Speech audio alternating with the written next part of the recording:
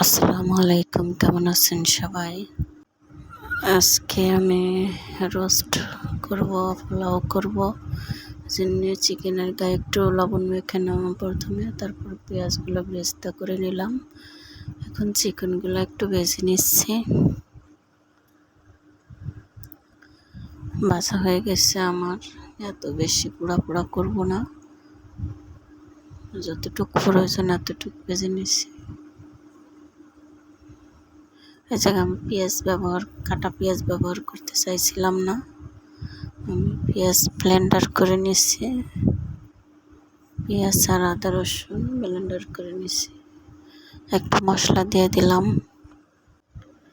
রোস্টের মশলা, আর একটু দারচিনি এলাচ দিয়ে দিলাম, একটু লবণ দিয়ে দিলাম। দিয়ে এবার একটু টক দই দিয়ে ভালো করে কষিয়ে নিব। একটু মিক্স করে এবার আমি চিকেনগুলো দিয়ে দিব।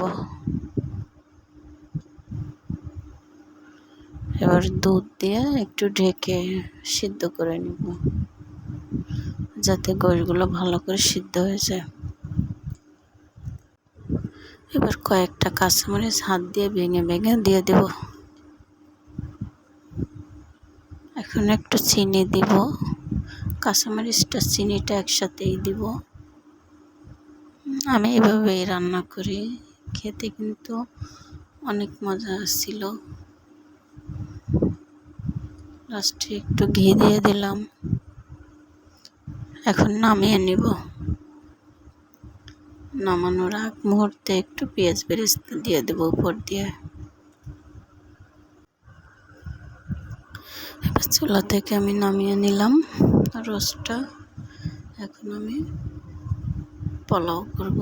প্রথমে ওই পাতিলে পেঁয়াজ দিছিলাম, কিন্তু ভাবলাম যে ওই পাতিলটা ধরবে না, এই জন্য চেঞ্জ করে নিলাম। একটা কড়াইয়ের ভিতরে দিলাম, একটু তেল দিয়ে চালগুলা ভাজা ভাজা করে গরম পানি দিয়ে দিলাম। 1.5 কাপ চাল ছিল আমার, 3 কাপ পানি দিয়ে দিলাম, তাহলে পারফেক্ট পোলাওটা হবে।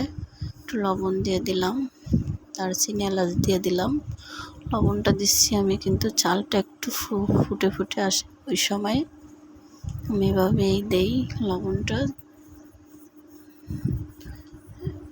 এখন পানিটা শুকিয়ে গেছে, এই জন্য আমি ঢাকনা তুলে একটু নেড়ে নিব ভালো করে, উল্টে পাল্টে নেড়ে। এবার আমি আবার কিছুক্ষণের জন্য দমে রাখবো, ঢাকনা দিয়ে দমে রাখবো। কিছুক্ষণ পরে ফিরে আসলাম। এবার আমার পোলাওটা শেষ, আমি নামিয়ে নিব। একটু পেঁয়াজ বেরেস্তা দিয়ে নামিয়ে নিলাম। এখন আমি পরিবেশন করতেছি। আমার ভিডিওটা এই পর্যন্ত শেষ। আল্লাহ হাফেজ, ভালো থাকবেন সবাই।